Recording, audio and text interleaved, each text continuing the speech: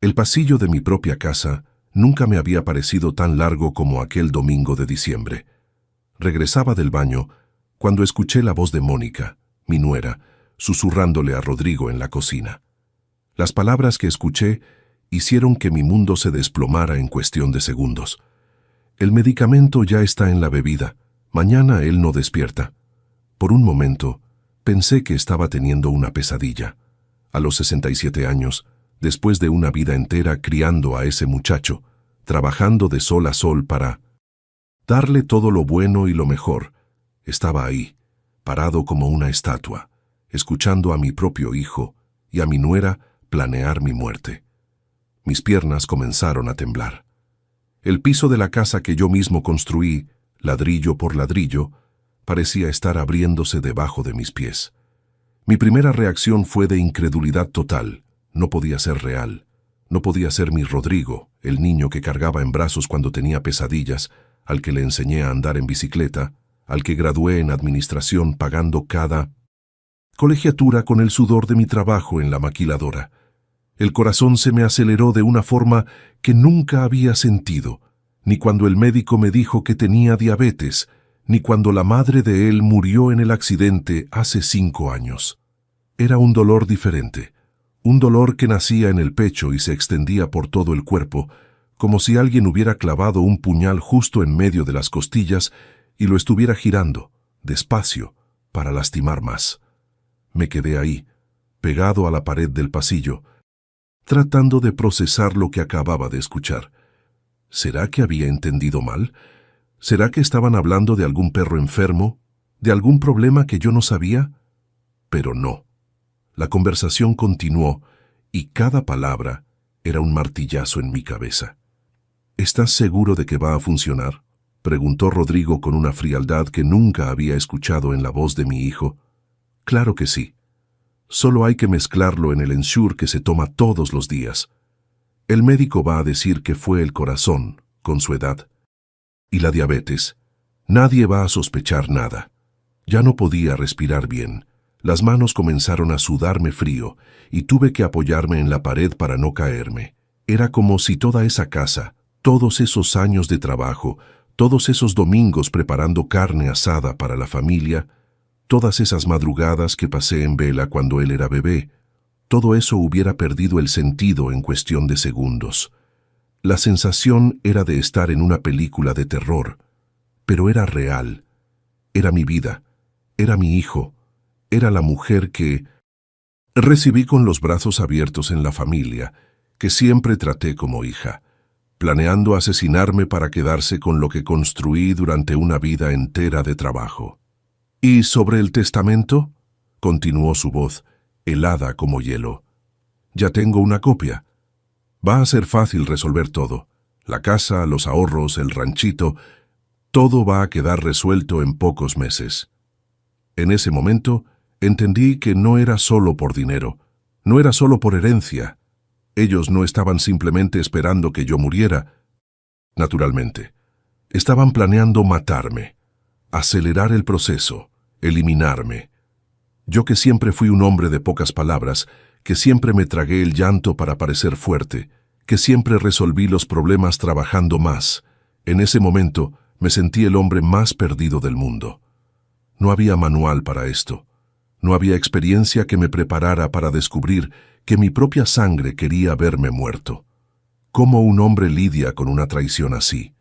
¿Cómo un padre procesa que el hijo que crió, que amó al que le dio todo, está literalmente planeando asesinarlo? ¿Qué palabras existen para nombrar ese dolor? Me quedé ahí por unos minutos más, cada segundo pareciendo una eternidad. Mi mente era un torbellino.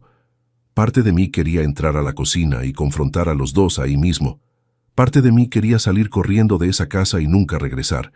Pero la parte más fuerte, la que prevaleció, me dijo que me quedara callado y pensara.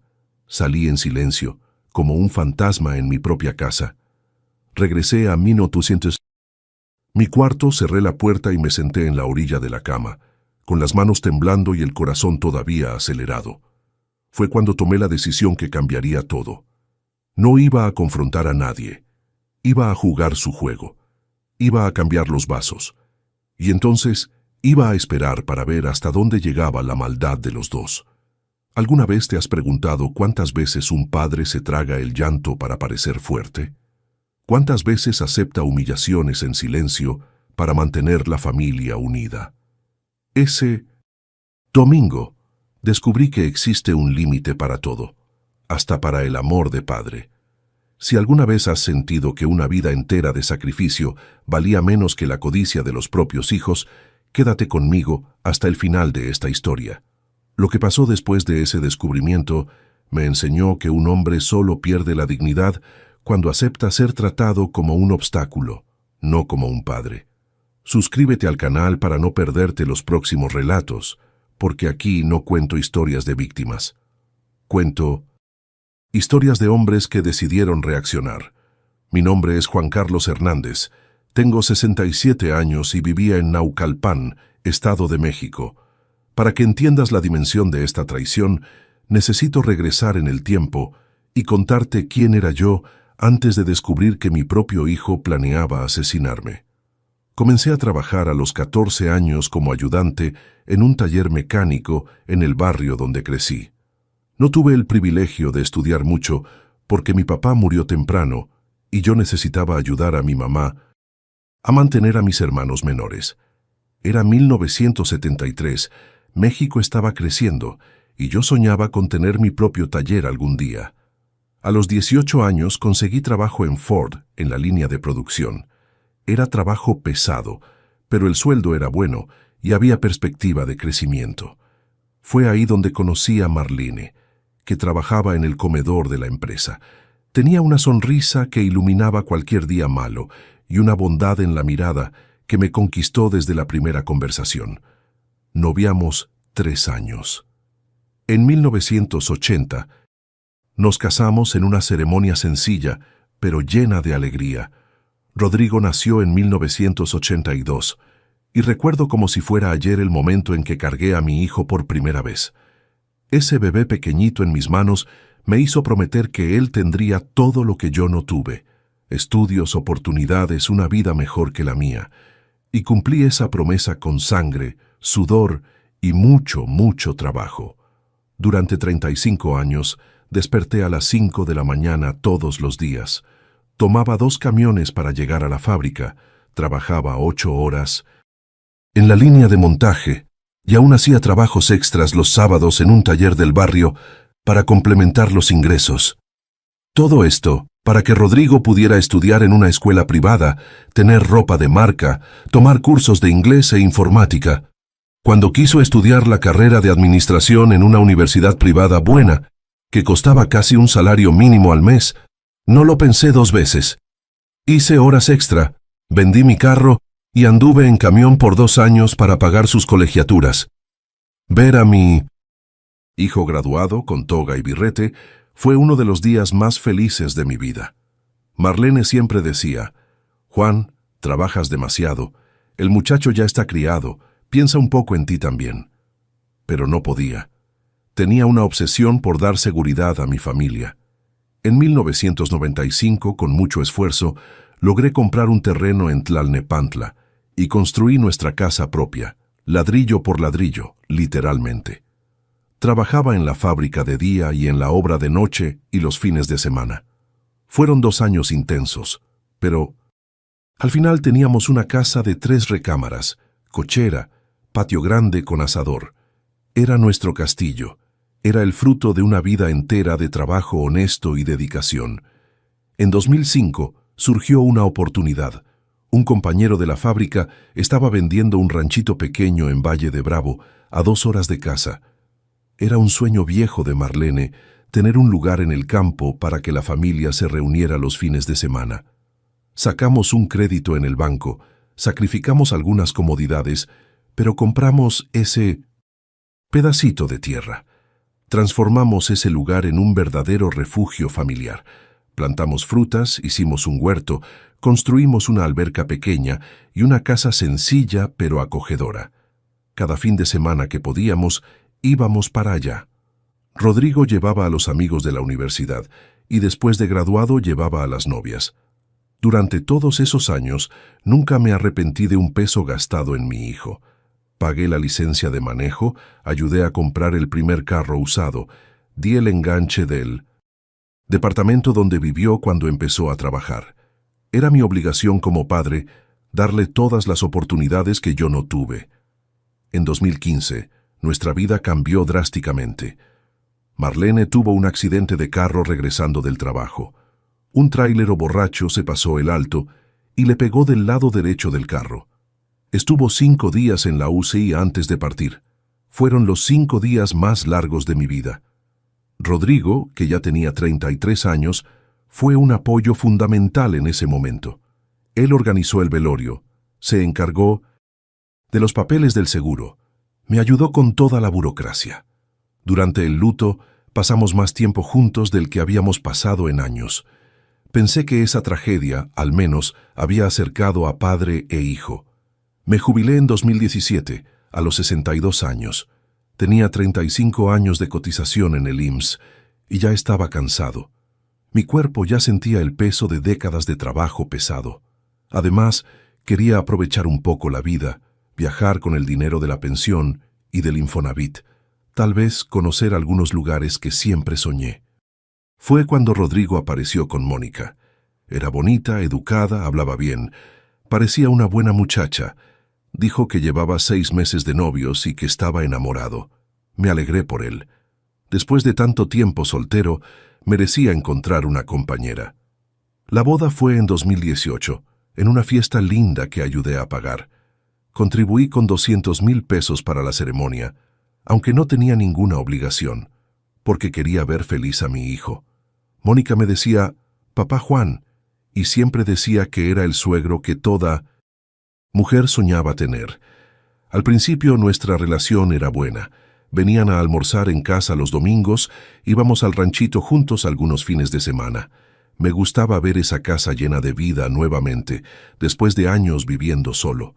Pero algunas cosas comenzaron a molestarme. Rodrigo, que siempre fue un muchacho educado y respetuoso, comenzó a cambiar, más impaciente conmigo, más distante. Cuando intentaba dar consejos sobre trabajo o vida, ponía los ojos en blanco como si fuera un viejo fastidioso que no entendía nada del mundo moderno. Mónica también cambió. Esos papá Juan cariñosos fueron volviéndose raros. Comenzó a hacer comentarios sobre que la casa era muy grande para una persona sola, sobre que el ranchito estaba abandonado porque ya no podía cuidarlo solo. En 2019 comenzaron las peticiones de dinero.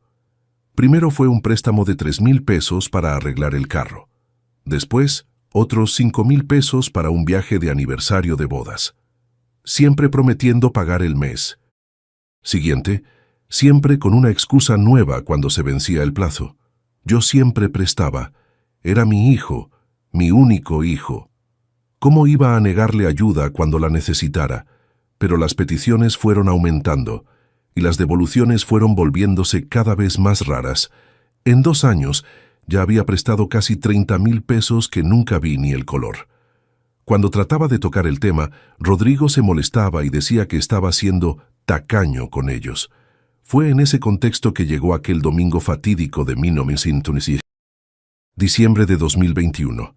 Habían venido a almorzar, como siempre. Mónica había preparado mi Ensure de siempre, el que me tomaba todos los días por la diabetes, y fue en ese Ensure donde puso el veneno. Si no hubiera escuchado esa conversación por casualidad, estaría muerto al día siguiente. Y ellos estarían ricos, dueños de todo lo que construí durante una vida entera de trabajo. Pero sí escuché, y decidí que no iba a morir como un tonto. Ahora, viendo hacia atrás, me doy cuenta de que existieron señales, cosas pequeñas que en su momento justifiqué como diferencias generacionales o estrés del matrimonio nuevo. Pero eran banderas rojas gritando en mi cara, y yo estaba muy ciego para ver. La primera señal pasó 3 meses después de su boda.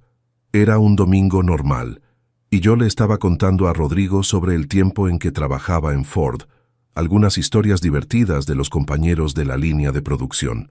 En medio de la conversación, me di cuenta de que estaba viendo el celular, completamente desinteresado. «Hijo, ¿me estás escuchando?», pregunté. Levantó la cabeza con cara de que lo estaban molestando. «Papá, siempre cuentas las mismas historias. Ya conocemos todos tus casos de la fábrica». Mónica se rió y complementó. «Es verdad, papá Juan. Es medio repetitivo». En ese momento, me tragué eso callado. Pensé, tal vez sí cuento siempre las mismas historias.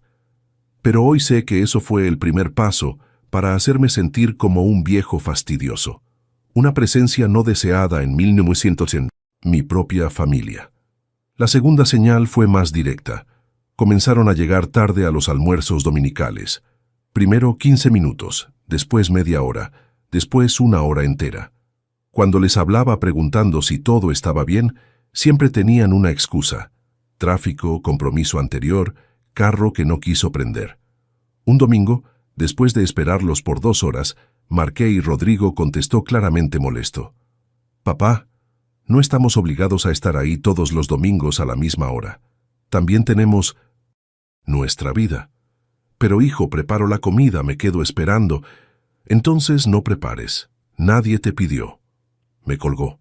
Me quedé ahí, viendo el teléfono, sin poder creer que mi propio hijo me había hablado así. Cuando llegaron, 2 horas después, actuaron como si nada hubiera pasado, y yo, como siempre, fingí que todo estaba normal para no causar problemas. La tercera señal fue el cambio radical en la forma como trataban la casa y el ranchito. Antes, Rodrigo siempre elogiaba todo lo que yo hacía. Se sentía orgulloso de contarles a los amigos que su papá había construido esa casa y comprado ese ranchito con su propio trabajo. Después del matrimonio, comenzaron los comentarios ácidos. Mónica decía que la decoración de la casa estaba pasada de moda, que los colores de las paredes eran deprimente, que el ranchito necesitaba una remodelación completa para quedar habitable. «Papá Juan, ¿no cree que ya es hora de modernizar un poquito?», sugería con esa sonrisa falsa. «Podríamos contratar un decorador, darle una refrescada general». Yo siempre respondía que me gustaban las cosas como estaban, que esa casa tenía la personalidad de Marlene, que no veía necesidad de gastar dinero en tonterías. Pero las críticas constantes fueron minando mi autoestima. Comencé a ver mi propia casa con otros ojos, sintiéndome inadecuado en el lugar que yo mismo construí. La cuarta señal fueron los préstamos que se volvieron rutina. Cada mes había un motivo nuevo. Cuenta de la tarjeta que llegó alta, mensualidad del financiamiento que se atrasó, una emergencia médica que el seguro no cubrió. Siempre cantidades entre 1.500 y 4.500 pesos, siempre con promesa de devolución máximo en 2 meses. Al principio, yo anotaba todo en una libreta. Fecha, cantidad, motivo, plazo prometido. Pero después de un tiempo, dejé de anotar porque nunca recibía de vuelta. Cuando tocaba el tema, Rodrigo se ofendía. «Papá, ¿estás contando dinero para tu propio hijo? ¿Qué tipo de padre hace eso?». Y yo me sentía culpable por cobrar. Al final era mi hijo único, y yo tenía dinero sobrando de la pensión. ¿Por qué no ayudar cuando necesitara? La quinta señal fueron las visitas cada vez más raras y rápidas. Los almuerzos dominicales que duraban toda la tarde se volvieron comidas de 1 hora. Llegaban, comían y pronto buscaban una excusa para irse. «Tenemos que visitar a la mamá de Mónica. Vamos a encontrarnos con unos amigos. Estamos cansados. Fue una semana pesada».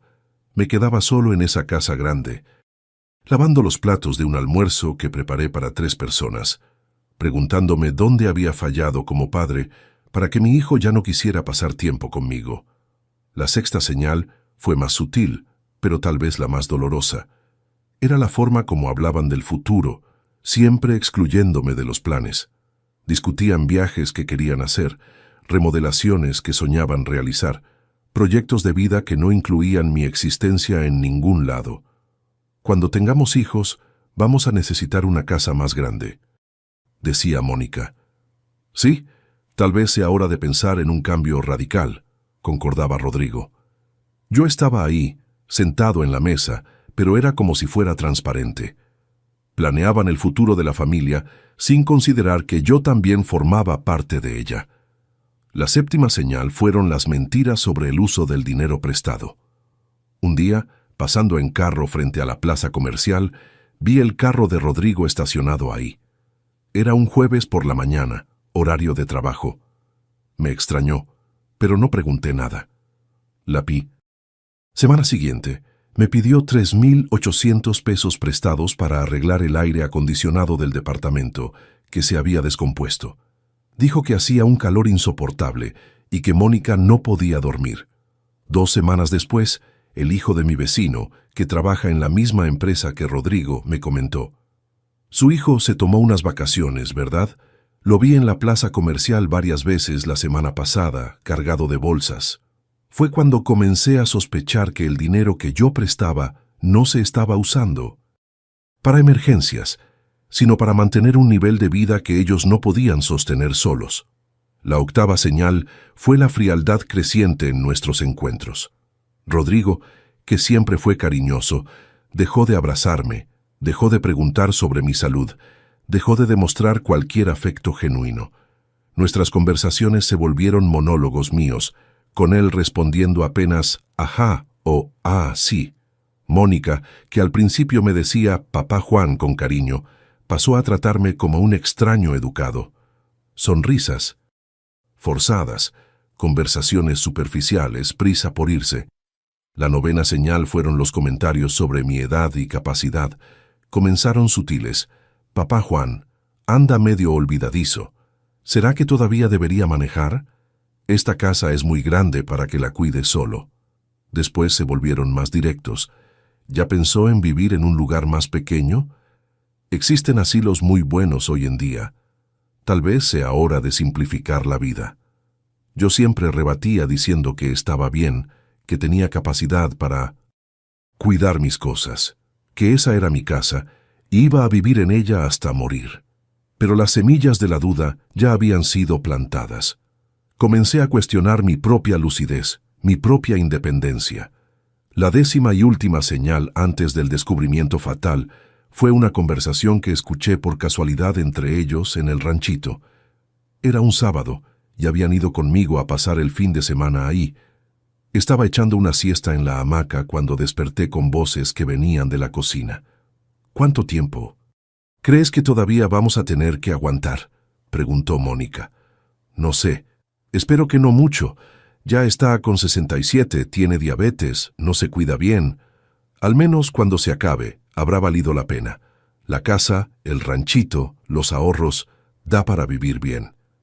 En ese momento interpreté como una conversación sobre los cuidados que iba a necesitar cuando fuera más viejo, sobre ellos tener que ayudarme en el futuro. Nunca imaginé que estaban literalmente calculando cuánto tiempo me quedaba de vida y haciendo planes con mi herencia. Todas esas señales estaban ahí, claras como el día, pero yo elegí ignorar cada una de ellas porque no podía aceptar que mi propio hijo, que crié con tanto amor, pudiera estar viéndome como un obstáculo que había que remover. Hay silencios de padre que pesan más que gritos, y yo pasé 2 años enteros tragándome señales, disculpando comportamientos, justificando frialdad, porque creía que el amor de padre era incondicional y eterno. Aquel domingo de diciembre, cuando escuché el plan para asesinarme, todas esas señales se conectaron como piezas de un rompecabezas terrible. Y finalmente entendí que no estaba siendo paranoico o demasiado sensible, estaba siendo demasiado ingenuo. Después de escuchar esa conversación, regresé a mi cuarto con las manos temblando y el corazón latiendo tan fuerte que parecía que se me iba a salir por la boca. Me senté en la orilla de la cama, la misma cama que compartí con Marlene por 35 años, y traté de organizar los pensamientos. Mi primer impulso fue confrontar a los dos ahí mismo, gritar, echarlos de la casa, llamar a la policía. Pero algo más profundo, un instinto de supervivencia que ni sabía que tenía, me dijo que me quedara callado y pensara estratégicamente. Si estaban dispuestos a matarme, no iba a servir de nada hacer escándalo. Iban a negar todo, decir que me estaba volviendo senil, que había escuchado mal, y me quedaría en una situación aún peor, porque sabrían que yo sabía. El dolor que sentí en esos primeros minutos es imposible de describir para quien nunca pasó por eso. Es una mezcla de traición, incredulidad, rabia y una tristeza tan profunda que parece que va a absorber toda tu alma.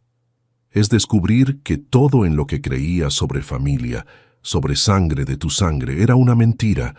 Comencé a recordar todas las veces que Rodrigo durmió en mis brazos cuando era bebé, las noches que pasé despierto cuando tenía fiebre, los fines de semana que dejé de salir con los amigos para jugar con él en el patio, los ahorros que hice, las cosas que dejé de comprarme para darle todo a él.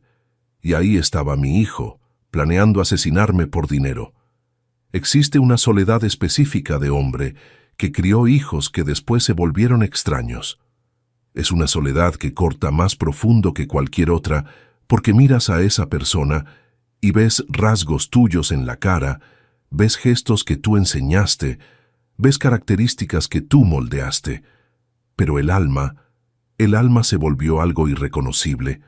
Me quedé ahí sentado, tratando de controlar la respiración, cuando los escuché saliendo de la cocina. Mónica pasó por el pasillo hablando fuerte. «Papá Juan, su ensure está listo en la mesa de la cocina. No se olvide de tomárselo». Ese Papá Juan, falso, cariñoso, me dio escalofríos. Era la voz de la persona que acababa de poner veneno en mi bebida, diciéndome papá con el mismo cariño que siempre fingió tener. Esperé a que se fueran. Se despidieron normalmente, con besitos en la cara, con esas sonrisas que ahora sabía que eran máscaras. Rodrigo hasta me abrazó y dijo: «La próxima semana regresamos, papá.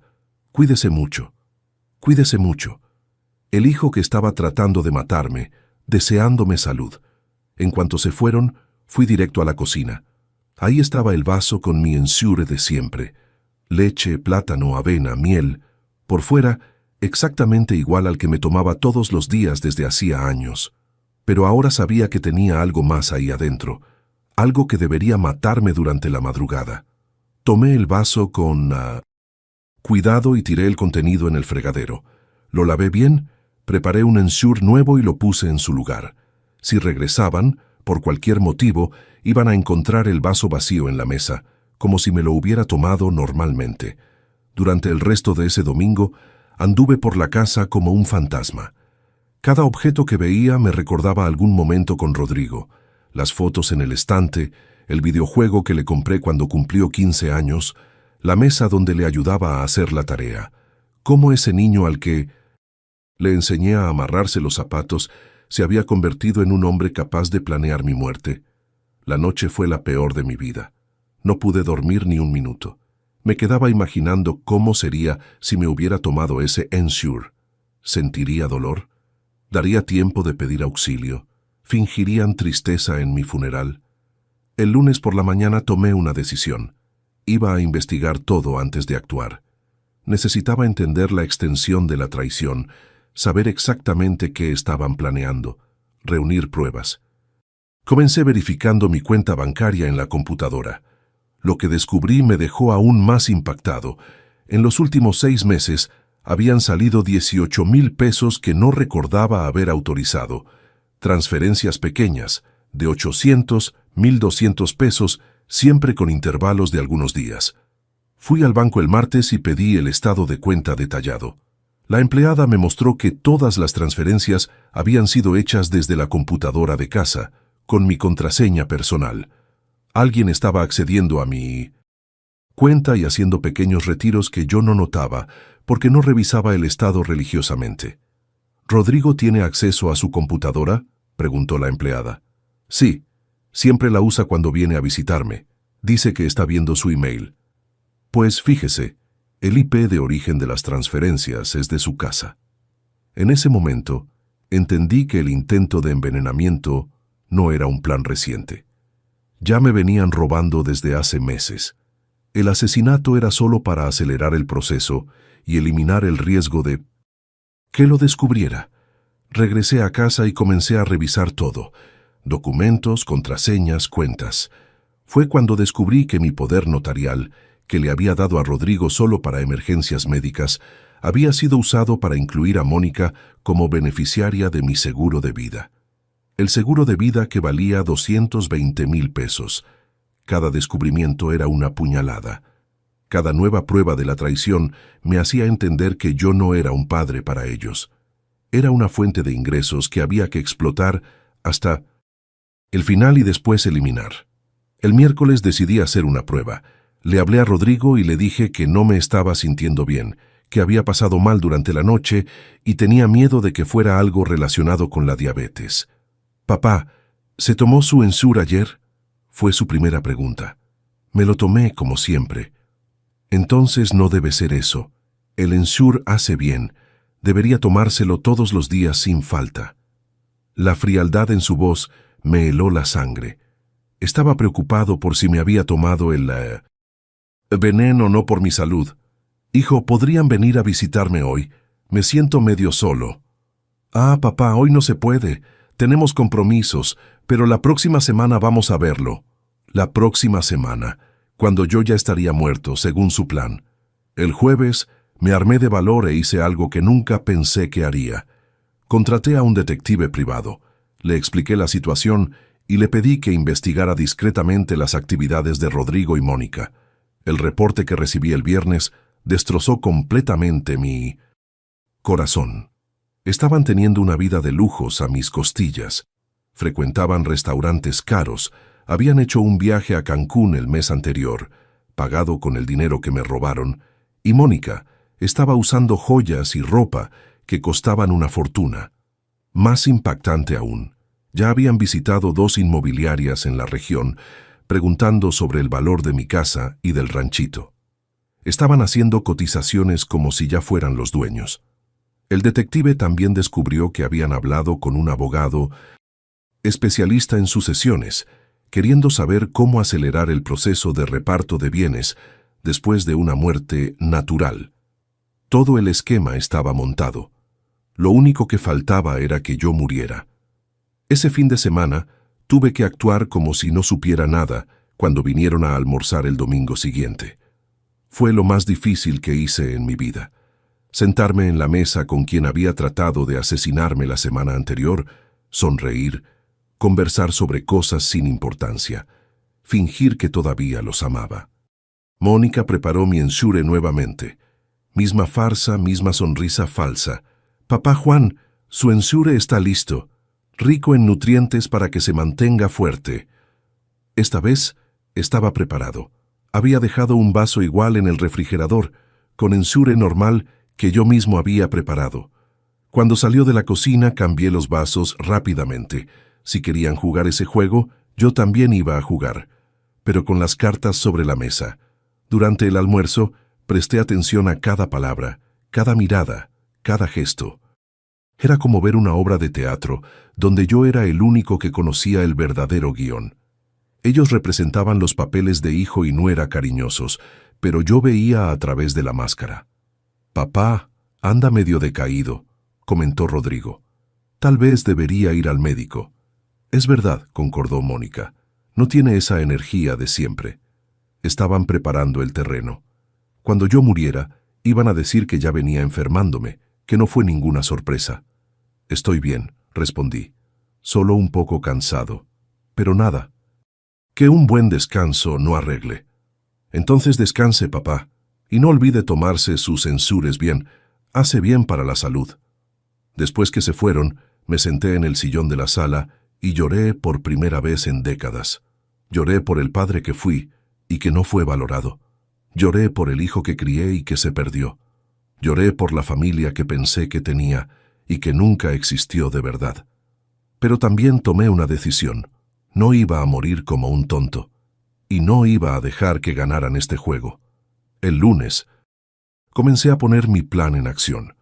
Un plan que les iba a mostrar a ellos y a mí mismo que la dignidad no tiene precio y que algunos hombres, hasta a los 67 años, todavía saben cómo luchar. Hay dolores que un hombre se traga por años, hasta que un día la garganta ya no aguanta más.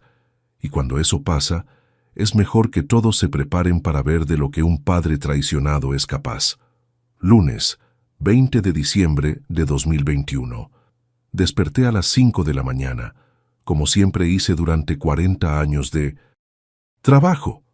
Pero esta vez no era para tomar camiones hacia la fábrica, era para comenzar a reconquistar mi dignidad. Me senté en la mesa de la cocina con una taza de café y una hoja de papel en blanco. Del lado izquierdo, escribí todo lo que ellos sabían sobre mi situación financiera. Del lado derecho, todo lo que no sabían, lo que sabían. Cuenta corriente con saldo de 52,000 pesos, pensión del IMSS de 6,300 pesos, casa valuada en cerca de 520,000 pesos, ranchito que valía unos 270,000 pesos, seguro de vida de 220,000 pesos.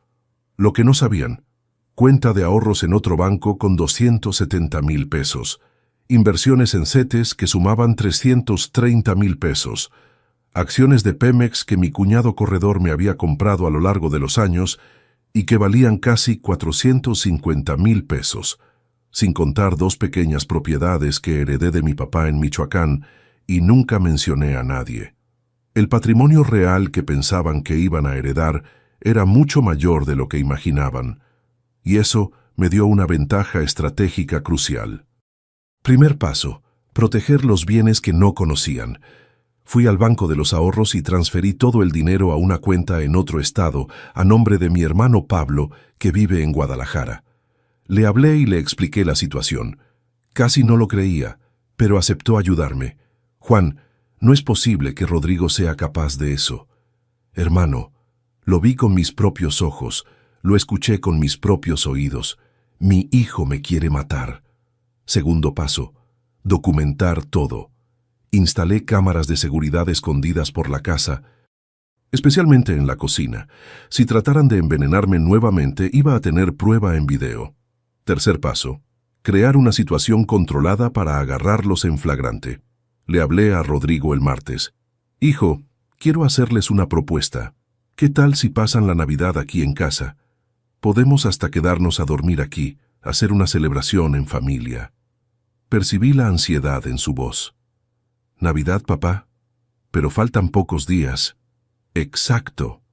Por eso mismo, quiero aprovechar mientras tengo salud para reunir a la familia. No vaya a ser que el año que viene ya no esté aquí. No diga eso, papá. Va a vivir mucho todavía. Mentiroso desgraciado. Entonces, ¿qué opinan? ¿Pueden venir en Nochebuena? ¿Pasamos el 24 y 25 juntos, como en los viejos tiempos? Déjame platicarle a Mónica y te marco de regreso. 1 hora después, regresó la llamada. Papá, aceptamos la invitación. Va a estar padrísimo pasar la Navidad ahí. Claro que iban a aceptar. Era la oportunidad perfecta para ejecutar su plan. 2. Días enteros en mi casa. Varias oportunidades para poner veneno en la comida o en la bebida. Cuarto paso, preparar las evidencias físicas. Compré un kit de detección de sustancias tóxicas por internet y aprendí a usarlo. Toda bebida que me ofrecieran la iba a analizar secretamente. Quinto paso, organizar mi protección. Me contacté con un abogado penalista y le expliqué toda la situación. Le dejé copias de todas las evidencias que había reunido, estados de cuenta mostrando los robos, reporte del detective, análisis toxicológicos de los ensurs envenenados, prints de algunas conversaciones sospechosas entre ellos que el detective logró interceptar y una confesión detallada de todo lo que había pasado. Licenciado, si algo me pasa, lleve todo esto a la policía. Señor Juan, ¿no sería mejor denunciar ahora? No, quiero agarrarlos intentándolo nuevamente. Quiero que quede claro que no fue paranoia mía. Sexto paso, preparar mi contraataque. Si querían matarme para quedarse con mi herencia, les iba a dar una lección que nunca iban a olvidar. El 23 de diciembre, llegaron para la Navidad en familia. Vinieron cargados de regalos y sonrisas falsas. Mónica me abrazó y dijo, «Papá Juan, qué alegría pasar la Navidad con usted. Va a ser inolvidable». Inolvidable iba a ser, pero no como ella estaba pensando. Durante el día actuaron normalmente. Ayudaron a arreglar la casa, prepararon la cena, conversaron sobre cosas sin importancia. Yo observaba cada movimiento, cada mirada, que se intercambiaban cada momento en que se quedaban solos en la cocina. En la noche, a la hora del ensure, Mónica nuevamente se ofreció a prepararlo. «Deje que yo lo hago, papá Juan, quédese ahí descansando». Esta vez logré grabar el momento exacto. Abrió una cajita de pastillas, trituró 2 de ellas y las mezcló en la leche. Lo hizo pensando que yo estaba en la sala viendo televisión, pero la estaba observando por el reflejo de la ventana de la cocina. Cuando me trajo el ensure, le agradecí, sonriendo. «Gracias, hija. Siempre me cuida tan bien». «Usted se merece todo el cariño del mundo», respondió, besándome en la frente. Judas también besó a Jesús antes de traicionarlo. Llevé el ensure hasta el baño y lo analicé con el kit que había comprado. Positivo para sustancias tóxicas, confirmado. Estaban tratando de asesinarme nuevamente. Tiré todo al excusado, lavé el vaso y regresé a la sala. «¿Se tomó el ensure, papá?», preguntó Rodrigo. «Sí, hijo, muy sabroso». Se intercambiaron una mirada de satisfacción. Pensaban que habían logrado. Durante la madrugada, fingieron preocupación cuando descubrieron que me estaba sintiendo mal. Mónica llegó al punto de llamar una ambulancia, representando perfectamente el papel de nuera desesperada. «Ay, Dios mío, papá Juan. Rodrigo, llama a la ambulancia. Está muy pálido». Yo fingía estar semiconsciente, pero estaba observando todo. La forma como se susurraban entre ellos, las miradas de expectativa, la impaciencia mal disimulada. En el hospital, los médicos no encontraron nada malo conmigo. «Debe haber sido solo cansancio», dijeron, pero vi la decepción en los ojos de los dos cuando el médico dijo que estaba bien. El 25 de diciembre, Navidad, mantuvieron la farsa. Prepararon un almuerzo especial, dieron regalos, probablemente pagados con el dinero que me robaron. Fingieron alegría familiar. Durante el postre, Rodrigo hizo un brindis. «Papá, quiero agradecerle por todo lo que hizo por mí en la vida. Fue el mejor papá del mundo». Levanté el vaso y respondí, «Hijo, yo también quiero agradecer. Me enseñaste lecciones muy importantes, principalmente sobre confianza». No entendieron el doble sentido. Todavía pensaban que me habían engañado. El 26 regresaron a su casa aliviados, porque estaba bien. Pero quedaron en regresar el fin de semana para acompañar mi recuperación. Era el 5º intento de asesinato del que estaba seguro. Probablemente tuvieron otros que no percibí. Ese mismo día, 26 de diciembre, comencé la fase final de mi plan. Primero le hablé a una inmobiliaria y puse la casa y el ranchito en venta. Valores de mercado, negociación rápida. Segundo, busqué un abogado y redacté un nuevo testamento. Dejé 70% de todo para instituciones de caridad que cuidan ancianos abandonados. Los otros 30% para mi hermano Pablo. Para Rodrigo, dejé exactamente 1,500 pesos y una carta que explica el porqué. Tercero, abrí cuenta en un banco digital y transferí todo el dinero de las inversiones para ahí. Cuenta que no conocían y nunca iban a descubrir. Cuarto, me contacté con un fiscal especializado en delitos contra ancianos y le entregué todas las evidencias que había reunido. Quinto, renté un departamento en Mazatlán, en la playa, donde siempre soñé vivir después de jubilarme. El plan era simple: desaparecer de sus vidas, vender todo lo que codiciaban, dejar claro que descubrí las traiciones y recomenzar mi vida lejos de quienes trataron de matarme. El 30 de diciembre, viernes, vinieron para lo que pensaban que sería otro intento de envenenamiento. Esta vez, estaba preparado para la revelación final. Durante la cena, dejé que prepararan mi bebida nuevamente.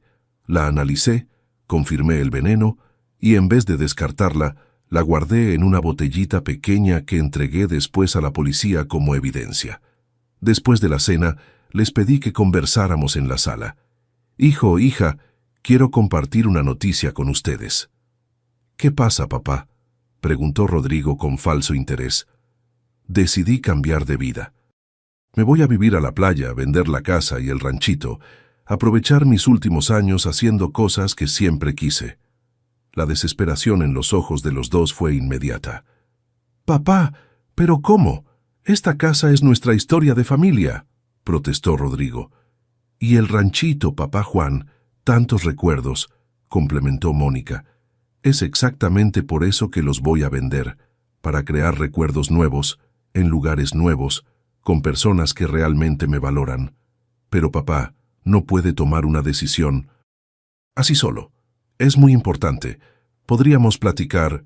«Hijo», dije mirando directamente a sus ojos, «ya platiqué, con las personas correctas, y descubrí cosas muy interesantes sobre confianza y familia». Dejé la frase en el aire, pesada de significado. «No entiendo, papá». «Vas a entender pronto».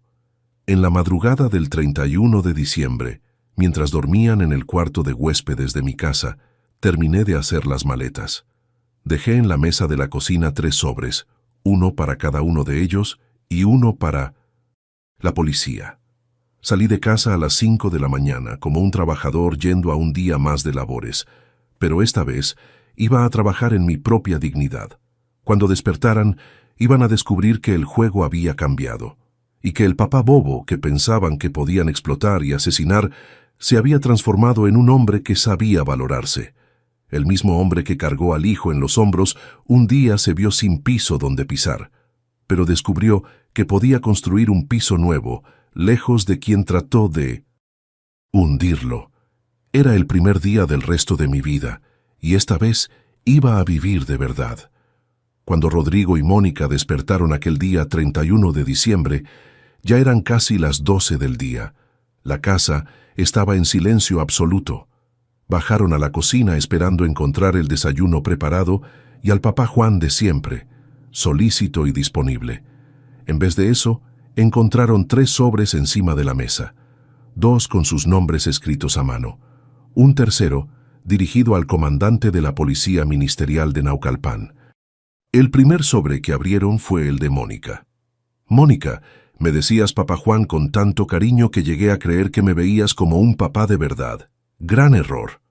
Descubrí que para ti siempre fui apenas un banco, una fuente de ingresos, un obstáculo entre ustedes y el dinero que codiciaban. El ensure que preparaste la noche del 19 de diciembre contenía veneno suficiente para matar a un hombre de mi edad. El de ayer también, y probablemente otros que no descubrí. Todos los intentos están documentados, filmados y en manos de las autoridades competentes. ¿Tanto querías quedarte con mi herencia? Siento informarte que cambié el testamento. No vas a ver ni el color de un peso de lo que construí con una vida entera de trabajo. La casa y el ranchito que tanto codiciaban ya están en venta. El dinero de la venta va a ser donado para asilos de ancianos, donde personas como yo son tratadas con dignidad. Busca un trabajo honesto. Y la próxima vez que le digas papá a alguien que sea con sinceridad. Juan Carlos Hernández PD. Las joyas y ropa cara que compraste con el dinero que robaste de mi cuenta están todas documentadas. Espero que hayan valido la pena». El segundo sobre era para Rodrigo. «Rodrigo, tu nombre significa famoso por su gloria.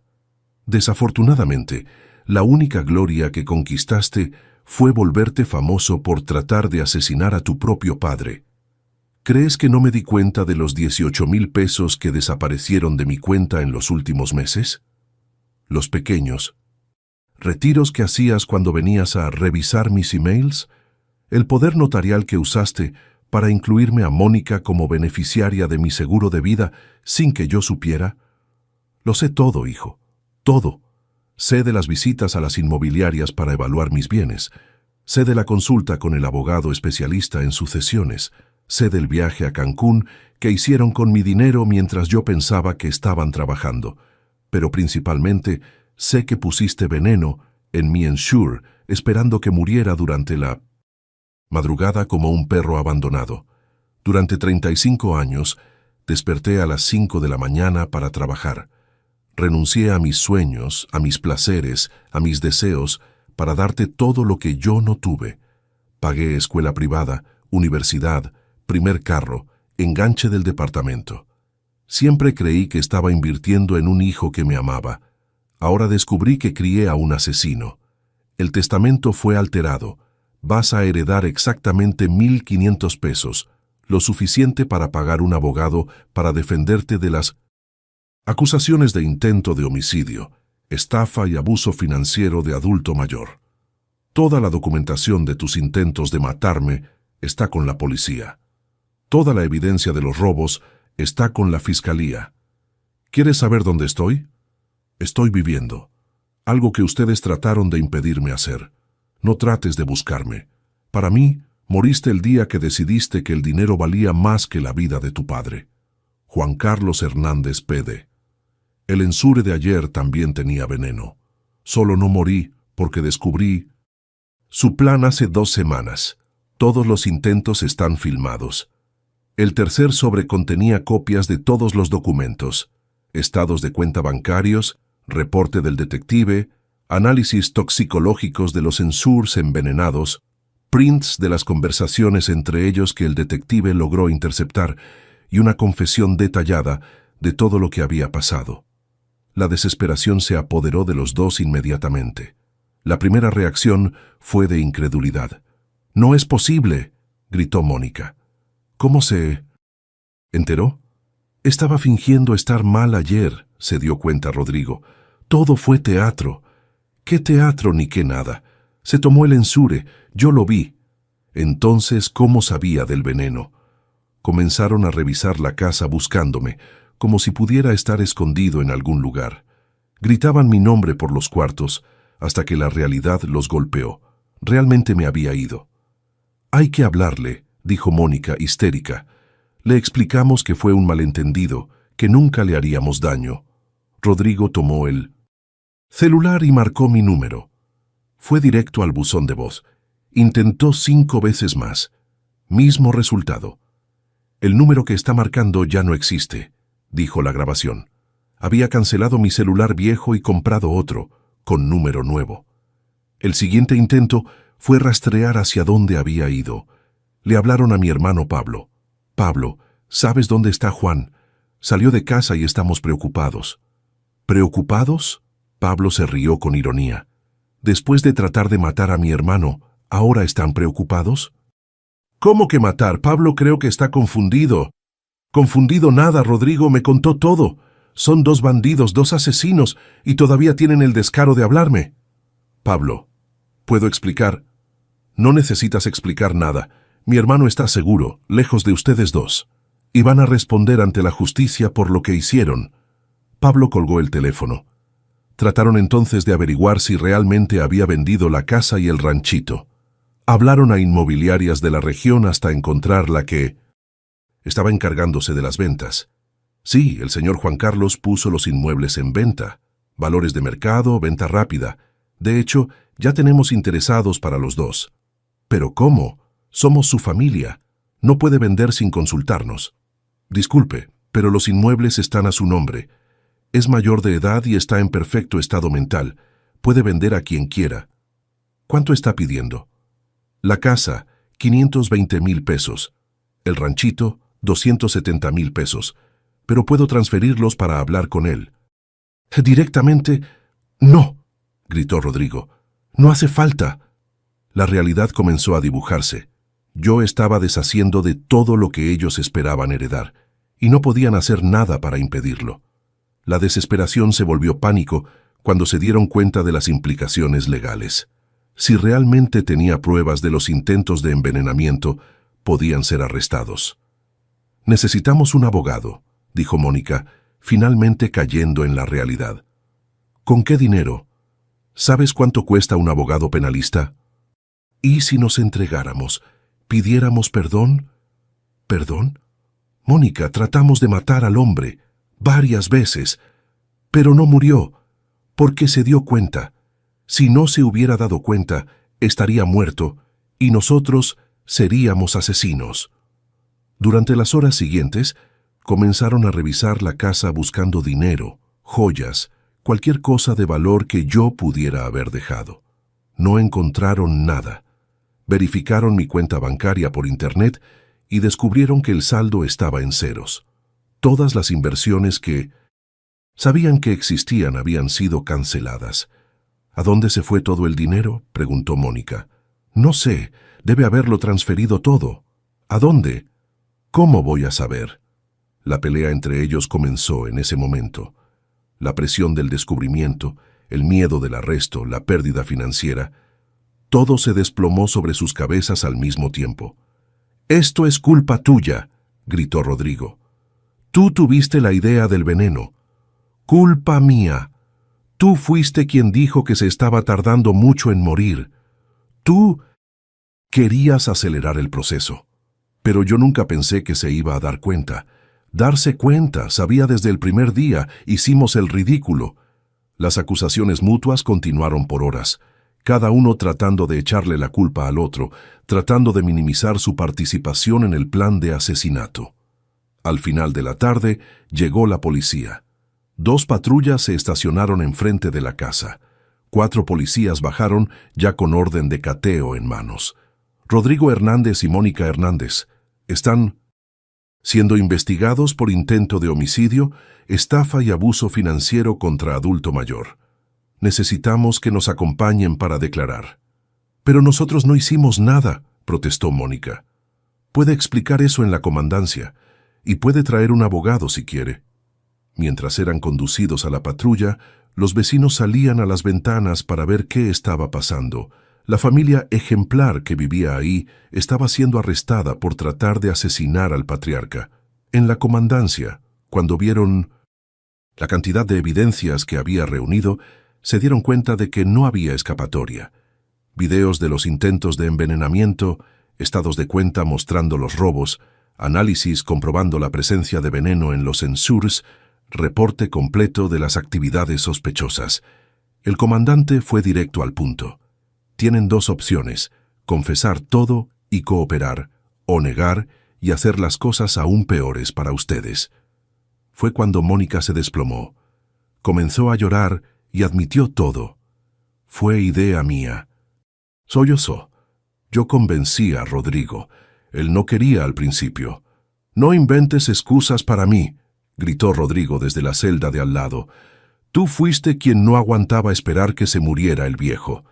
Hasta en la comandancia seguían acusándose mutuamente. El fiscal que tomó el caso se quedó impactado con la frialdad de los crímenes. En 20 años de carrera, nunca vi un caso de hijo tratando de asesinar al padre de forma tan planeada y repetida. La noticia se extendió rápidamente por el barrio, por los círculos laborales de Rodrigo, por la familia de Mónica. La vergüenza social fue casi tan devastadora como las consecuencias legales. Los trabajos de los dos se perdieron inmediatamente. La empresa de Rodrigo no quería un empleado acusado de intento de homicidio. Mónica, que trabajaba en una tienda de ropa, fue despedida por causa justificada cuando la noticia llegó a los propietarios. El departamento donde vivían, que tenía financiamiento a nombre de los dos, entró en proceso de ejecución. Sin ingresos y sin cómo pagar las mensualidades, perdieron la vivienda en cuestión de meses. Los amigos que frecuentaban, impresionados con el nivel de vida que mantenían, desaparecieron cuando descubrieron que todo era mantenido con dinero robado de mí y que eran intentos de asesinos. La familia de Mónica la rechazó completamente. Sus padres, personas sencillas y trabajadoras, sintieron una vergüenza profunda y cortaron contacto. Los pocos parientes que Rodrigo todavía tenía también se alejaron. Mi hermano Pablo extendió la historia por toda la familia, y el muchacho que todos pensaban que era un buen hijo se volvió un paria. En 6 meses perdieron todo: libertad, empleo, casa, amigos, familia, dignidad. Y yo estaba viviendo la mejor fase de mi vida en una ciudad costera, conociendo gente nueva, descubriendo placeres que había postergado durante décadas de trabajo y dedicación a la familia. Algunos puentes después de quemados no necesitan ser reconstruidos, aunque hayas ayudado a construirlos. A veces, lo mejor que un hombre puede hacer es aceptar que perdió un hijo, pero se recuperó a sí mismo. El dinero de la venta de la casa y del ranchito, como prometí en las cartas, fue donado para 3 instituciones que cuidan ancianos abandonados por los hijos. Fue mi forma de transformar la traición en algo útil para quien realmente necesita cuidado y respeto. Y por primera vez en años, dormí en paz, sabiendo que tomé la decisión correcta. 3 meses después de 1900, dejar esa vida atrás, estaba sentado en una terraza frente al mar en Mazatlán, Sinaloa, tomando un café que yo mismo preparé, sin prisa, sin miedo, sin necesidad de analizar si tenía veneno. Los primeros días fueron los más difíciles. Aunque sabía que había tomado la decisión correcta, la soledad pegó duro. Durante 40 años, mi rutina giró en torno al trabajo y la familia. De repente, tenía libertad total y no sabía muy bien qué hacer con ella. Renté un departamento pequeño de una recámara a 2 cuadras de la playa. Sencillo, amueblado, pero con una vista al mar que valía más que cualquier mansión. El sonido de las olas reemplazó el ruido del tráfico de Naucalpan. Era como si mis pulmones finalmente pudieran respirar aire puro después de décadas. Las primeras semanas fueron de adaptación básica. Comprar víveres, conocer el barrio, establecer una rutina nueva. Cada mañana despertaba natural, sin despertador, iba a la ventana y me quedaba unos minutos solo contemplando el océano. Era una libertad que había olvidado que existía. El dinero no era problema. Con la venta de la casa y del ranchito, aunque después de las donaciones, todavía sobró una cantidad buena que me permitía vivir con comodidad por los próximos años. Pero más importante que eso era la paz mental. Por primera vez en décadas, no tenía que preocuparme si alguien me estaba explotando. En el primer mes, todavía tenía momentos de tristeza profunda cuando recordaba a Rodrigo niño. Veía papás jugando con hijos pequeños en la playa y se me apretaba el corazón. No era nostalgia del hijo en que se convirtió, sino del niño que fue alguna vez. Era un luto extraño. Llorar por alguien que todavía estaba vivo, pero que había muerto para mí cuando decidió que mi vida valía menos que mi dinero. La primera amistad que hice fue con don Antonio, un jubilado de 72 años que vivía en el departamento de al lado. Ex empleado de Pemex, viudo hace 5 años, había pasado por una situación parecida a la mía. No intento de asesinato, pero explotación financiera sistemática de los hijos. Juan, me dijo en una de nuestras conversaciones en la terraza, lo peor que un hombre puede hacer es morirse antes de tiempo por la ingratitud de los hijos. Lo mejor es darse cuenta de que la vida continúa después de que aprendemos a valorarnos. Don Antonio me presentó a un grupo de hombres jubilados que se reunía todos los martes y jueves en una plazoleta cercana para jugar dominó. Era un grupo de 8, 10 personas, todos con historias de trabajo duro, jubilaciones merecidas y algunos casos de desilusión familiar. No era un grupo de terapia, era un grupo de hombres que habían aprendido a valorar las amistades masculinas que muchas veces descuidamos durante los años de crianza de los hijos y trabajo intenso. ¿Saben cuál es el problema de muchos hombres de nuestra generación?, decía don Roberto, ex mecánico de 69 años. Siempre pensamos que nuestra obligación era trabajar, mantener, educar. Nunca pensamos que nuestra obligación también era ser felices. Esas conversaciones fueron fundamentales para mi recuperación emocional. Descubrí que no estaba solo. Había otros hombres que pasaron por situaciones de explotación familiar, que tuvieron que tomar decisiones difíciles, que eligieron su dignidad en vez de aceptar migajas de respeto. Don Fernando, ex bancario, había roto con el hijo después de descubrir que falsificaba su firma para hacer préstamos. Don Mario, ex obrero, ya no hablaba con la hija después de que trató de internarlo en un asilo para quedarse con su departamento. Don Carlos, ex chofer de camiones, había cambiado el testamento después de años siendo tratado como estorbo por la familia. La sociedad nos hace pensar que un papá tiene obligación de aceptar cualquier cosa de los hijos, reflexionaba don Antonio. Pero se olvida de enseñar que el respeto no es opcional, ni siquiera entre familia. En el segundo mes, comencé a explorar actividades que siempre quise hacer, pero Nunca tuve tiempo. Compré una guitarra usada y comencé a aprender las canciones que me gustaban. A los 67 años, descubrí que todavía tenía coordinación para formar acordes y que cantar era una terapia para el alma. También volví a pescar, algo que hacía con mi papá cuando era niño y abandoné durante las décadas de trabajo. Compré equipos básicos y pasé a ir al malecón municipal cada sábado por la mañana. No importaba si pescaba algo, lo importante era estar ahí, con la mente vacía, escuchando el mar, sintiendo el sol en la cara. La pesca enseña paciencia, me dijo don Joaquín, pescador jubilado que se volvió mi mentor en las técnicas. Y nosotros a nuestra edad necesitamos aprender que no todo en la vida tiene que tener resultado inmediato. A veces el placer está en el proceso. En el tercer mes pasó algo que cambió mi perspectiva sobre las relaciones. Conocí a doña Celia en la fila del supermercado. Viuda de 62 años, maestra jubilada, se había mudado a la playa hace 2 años después de un matrimonio de 35 años que terminó con la muerte del esposo. No fue amor a primera vista ni nada dramático.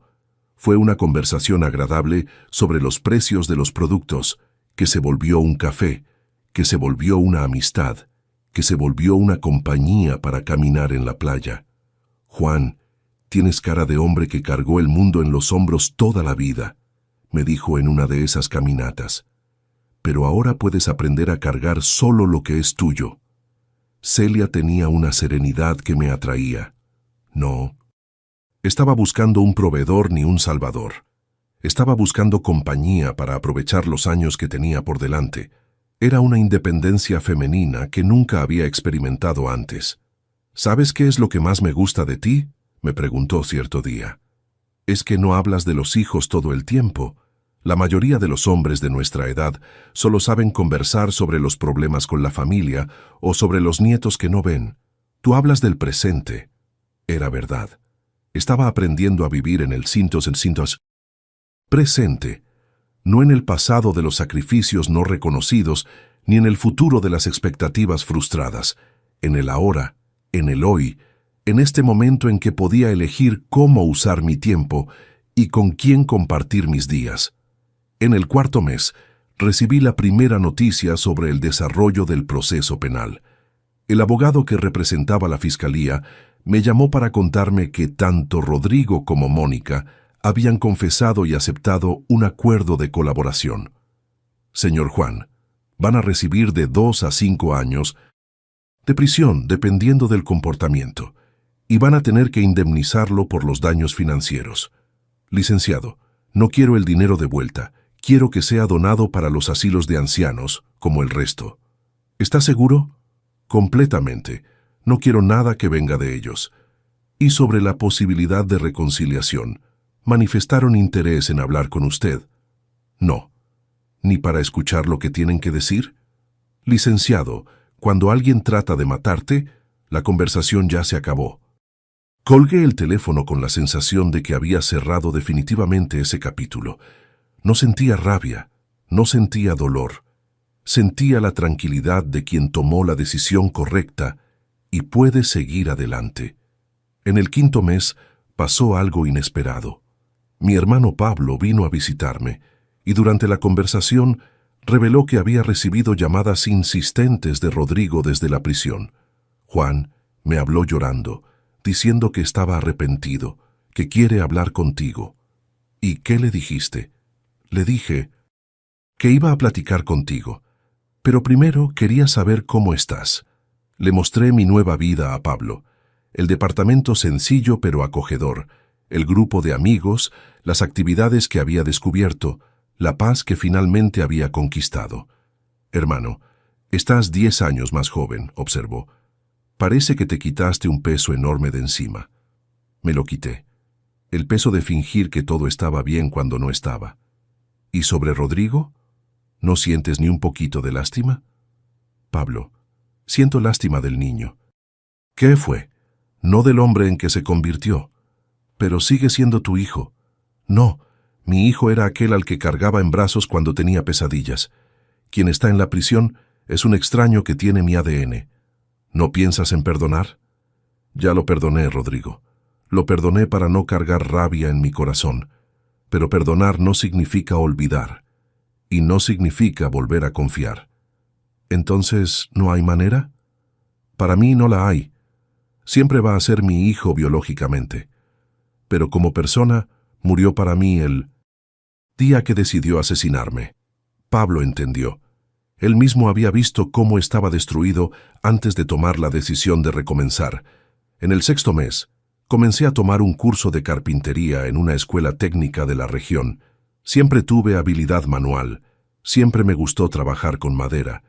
Pero nunca había tenido tiempo para profundizar esa habilidad. Señor Juan, tiene buena mano para esto, elogió el profesor. ¿Ya pensó en hacer algunos muebles para usted mismo? Acabé enamorándome de la carpintería. Había algo terapéutico en tomar un pedazo de madera en bruto y transformarlo en algo útil y hermoso. Era como una metáfora de mi propia vida, tomar los pedazos rotos y construir algo nuevo. Hice un librero para mis libros, una mesa para la terraza, una banca para poner en el cuarto. Cada pieza que terminaba me daba una satisfacción que no había sentido en años. Era el orgullo de crear algo con las propias manos, sin presión, sin prisa, solo por el placer de hacer. ¿Saben qué es lo padre de la carpintería?, me dijo don Oswaldo, compañero de curso de 71 años. Es que controlamos todo el proceso, desde la elección de la madera hasta el acabado final. Nadie interfiere, nadie molesta, nadie echa a perder. Era exactamente eso. Después de décadas preocupándome por las necesidades y deseos de otros, había descubierto el placer de hacer algo solo para mí, a mi manera, en mi tiempo. También volví a leer, otro placer que había abandonado durante los años de trabajo intenso. Descubrí la biblioteca municipal y me volví frecuentador asiduo. Historia, biografías, novelas, todo lo que no había tenido tiempo de leer cuando estaba manteniendo una familia. La lectura es gimnasio para el cerebro, bromeaba doña Marta, bibliotecaria jubilada que se volvió mi consejera literaria. Un hombre de su edad necesita ejercitar la mente tanto como el cuerpo. En el 7º mes, por primera vez desde que salí de casa, recibí una carta directamente de Rodrigo. Había conseguido mi dirección a través de Pablo y me escribió desde la prisión. No voy a reproducir toda la carta, pero resumiendo, era una petición de perdón, una confesión de arrepentimiento, una declaración de que había perdido la cabeza por la influencia de Mónica y una súplica para que nos encontráramos cuando saliera de la prisión. Leí la carta 2 veces. Después, la rompí y la tiré a la basura. No porque sintiera rabia, porque me di cuenta de que esa carta era sobre él, no sobre mí. Era sobre la culpa que estaba sintiendo, sobre el miedo de la soledad, sobre la necesidad de alguien para mantenerlo cuando saliera de la prisión. En ningún momento de la carta reconocía realmente la dimensión de lo que había hecho. Trató de asesinarme múltiples veces y lo estaba tratando como si fuera un error de juicio que podía arreglarse con una disculpa. Celia, ¿crees que soy muy duro?, le pregunté esa noche. Juan, ¿conoces la diferencia entre perdonar y ser tonto? No. Perdonar es no desear mal para quien te hizo mal. Ser tonto es darle una segunda oportunidad a quien trató de matarte. Tenía razón. Había perdonado para mi propia paz mental, pero eso no significaba que tenía que poner mi vida en riesgo nuevamente. En el 8º mes, se cumplió 1 año del intento de envenenamiento que cambió mi vida. En vez de tristeza, sentí gratitud. Gratitud por haber descubierto a tiempo, por haber tenido valor para reaccionar, por haber elegido mi dignidad. Organicé una pequeña celebración con mi grupo de amigos. Carne asada en la playa, algunas cervezas, música buena, conversaciones sobre la vida. Juan, eres prueba de que nunca es tarde para que un hombre recomience, brindó don Antonio. La mayoría se quedaría rumiando rencor y haciéndose la víctima. Tú elegiste vivir. Era eso. Había elegido vivir. No sobrevivir, no vegetar, no aceptar migajas. Vivir. A los 67 años, estaba descubriendo placeres que no sabía que existían. amistades verdaderas, actividades placenteras, la libertad de despertar cada mañana y decidir qué hacer con mi tiempo sin tener que dar explicaciones a nadie. El hombre que salió de esa casa en Naucalpan era un padre traicionado, humillado, casi asesinado. El hombre que estaba viviendo en la playa era alguien que había redescubierto su valor, su dignidad, su capacidad de ser feliz. Existe una soledad específica de hombre que crió hijos que después se volvieron extraños. Pero también existe una libertad específica de hombre que aprendió a valorarse después de los 60 años. Y yo estaba viviendo esa libertad todos los días. Hoy es enero de 2024, 2 años después de esa madrugada en que salí de casa cargando apenas 2 maletas y una dignidad recuperada. Estoy escribiendo esta historia en una mesa de madera que yo mismo hice, en la terraza de mi departamento en Mazatlán, viendo un mar que me enseña diariamente que la vida continúa, independientemente de las tempestades. Mi rutina cambió completamente. Despierto cuando mi cuerpo lo pide, no cuando el despertador manda. Tomo café observando el movimiento de los pescadores en la playa. Leo las noticias sin la ansiedad de quien tiene problemas familiares sin resolver. Planeo mi día pensando en lo que me da placer, no en lo que les debo a otros. La carpintería se volvió más que un pasatiempo. Se volvió una pequeña fuente de ingresos. Hago muebles por encargo para vecinos y amigos. No porque necesite el dinero, sino porque descubrí que tener un propósito, aunque jubilado, le hace bien al alma. Masculina. Fuimos educados para ser útiles, para producir, para contribuir. Encontré una forma de hacer eso sin presión, sin estrés, solo por el placer de crear. Mi relación con Celia evolucionó naturalmente hacia algo serio, pero sin prisa, sin exigencias. Vivimos en departamentos separados, pero pasamos la mayor parte de los días juntos. Es un tipo de relación que solo es posible cuando sabemos quiénes somos y qué queremos. No estamos tratando de formar familia, educar hijos, construir patrimonio conjunto. Estamos apenas aprovechando la compañía el uno del otro en los años que tenemos por delante. Juan, ¿sabes cuál es la diferencia entre tú y la mayoría de los hombres de nuestra edad? Me dijo el otro día. No vives en el pasado. No te la pasas presumiendo de lo fuerte que eras cuando joven. No te lamentes por oportunidades perdidas. No hablas de los hijos ingratos todo el tiempo. Hablas de lo que quieres hacer mañana. Era verdad. Había aprendido a vivir en el futuro próximo, haciendo planes de corto plazo que me daban placer. Un viaje para conocer el interior de Sinaloa, un curso nuevo para aprender, un proyecto de carpintería más complejo, un libro que quería leer. Sobre Rodrigo y Mónica, las noticias me llegan esporádicamente a través de Pablo. Cumplieron 2 años de prisión y fueron liberados en libertad condicional a finales de 2023. El matrimonio no resistió la presión. Se divorciaron aún en la prisión, cada uno culpando al otro por la situación. Mónica regresó al interior de Michoacán, donde nació, para vivir con su mamá. Consiguió trabajo como vendedora en una tienda pequeña y, por lo que supe, está tratando de reconstruir su vida lejos de la Ciudad de México.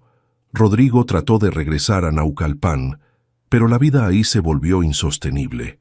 La historia se extendió entre los conocidos de antes, no consiguió trabajo en su área y acabó mudándose a Puebla, donde comenzó a trabajar como vendedor independiente. En mayo de 2023, apareció en 1900 Mazatlán buscándome. Consiguió mi dirección y vino a tocar a mi puerta una tarde de martes.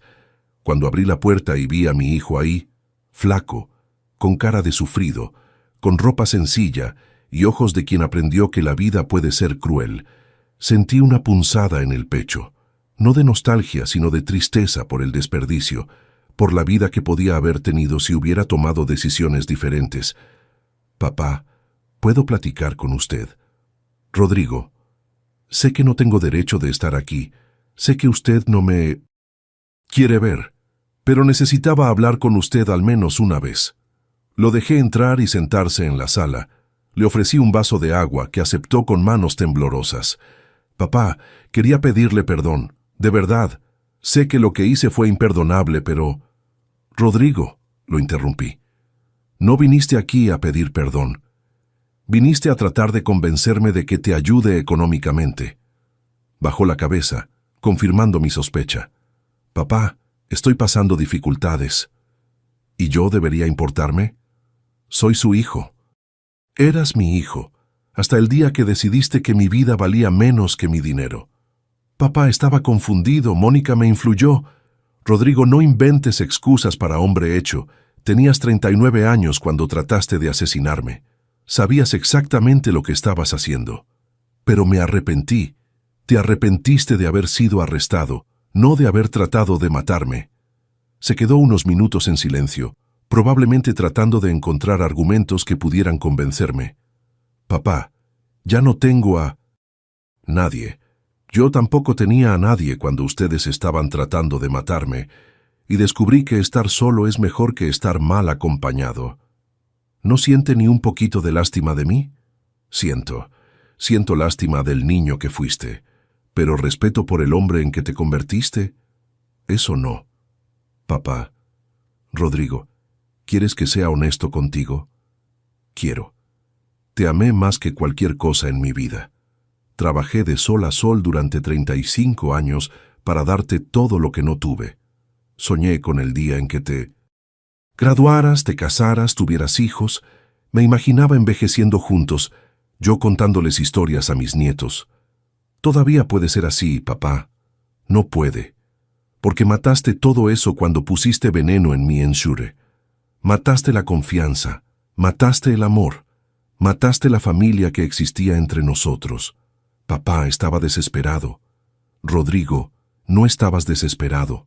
Estabas codicioso. Si querías dinero, podías haber pedido. Si necesitabas ayuda, podías haber platicado conmigo. Pero elegiste matarme porque pensaste que sería más fácil. Comenzó a llorar. Era un llanto genuino de quien finalmente estaba entendiendo la dimensión de lo que había perdido. Papá, ¿cómo hago para que me perdone? Ya te perdoné, Rodrigo.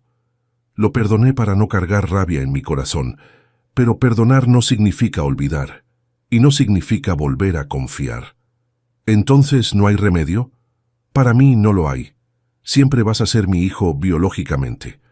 Pero como persona, moriste para mí el día que decidiste asesinarme. Se quedó unos minutos más tratando de argumentar, pidiendo una segunda oportunidad, prometiendo cambio, diciendo que había aprendido la lección.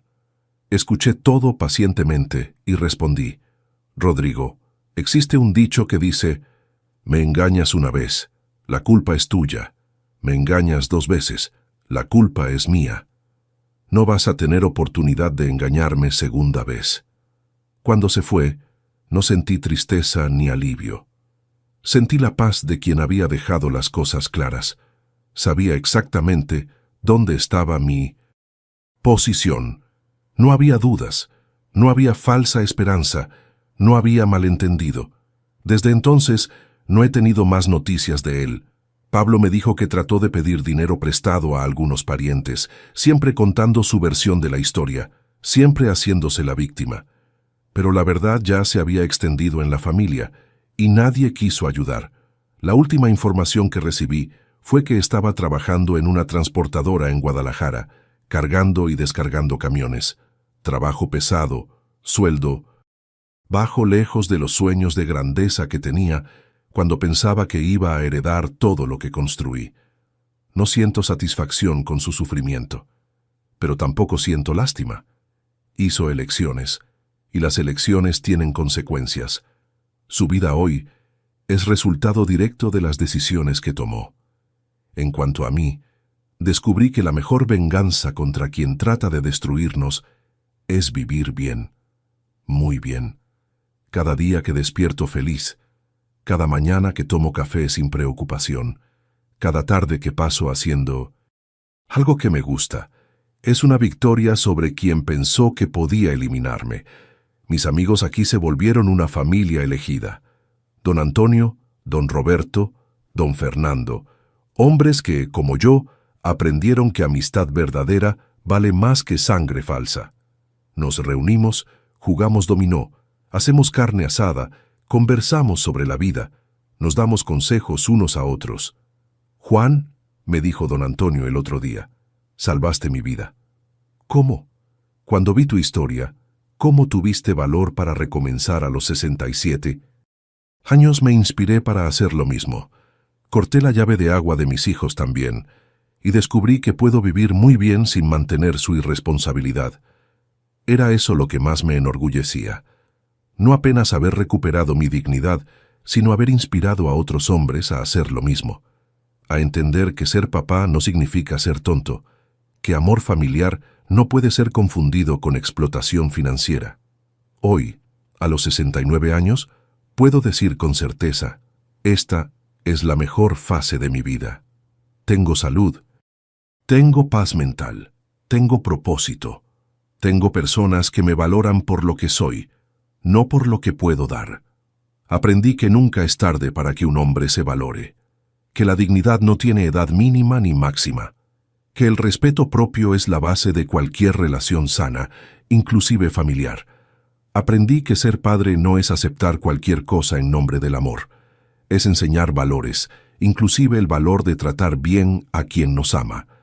Aprendí que familia de verdad es quien está de nuestro lado en los momentos difíciles, no quien aparece apenas cuando necesita algo.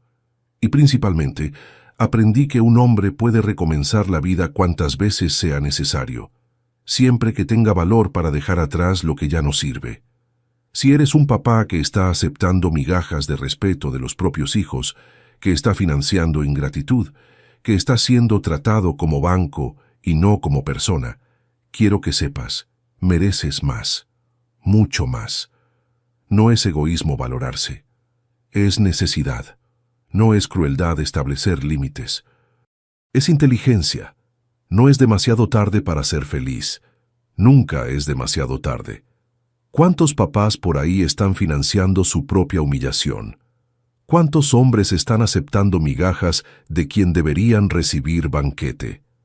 Aprendí a los 67 años que un hombre no necesita aceptar migajas de quien recibió un banquete de oportunidades, que ser padre no significa ser explotado y que nunca, pero nunca, es demasiado tarde para que un hombre se levante.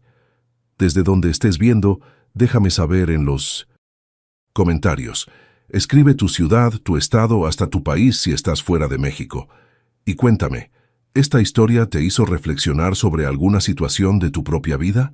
Si conoces algún papá que necesita escuchar esto, comparte este relato. Hay muchos hombres por ahí aceptando menos de lo que merecen en nombre de un amor familiar que solo existe de un lado. Dale like si esta historia tocó tu corazón y suscríbete al canal para seguir acompañando relatos reales de hombres que eligieron su dignidad por encima de todo.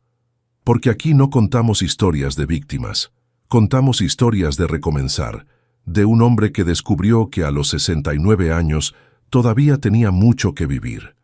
Un abrazo desde Mazatlán, Sinaloa. Y recuerda, construiste mucho más que una familia. Construiste un hombre que merece respeto.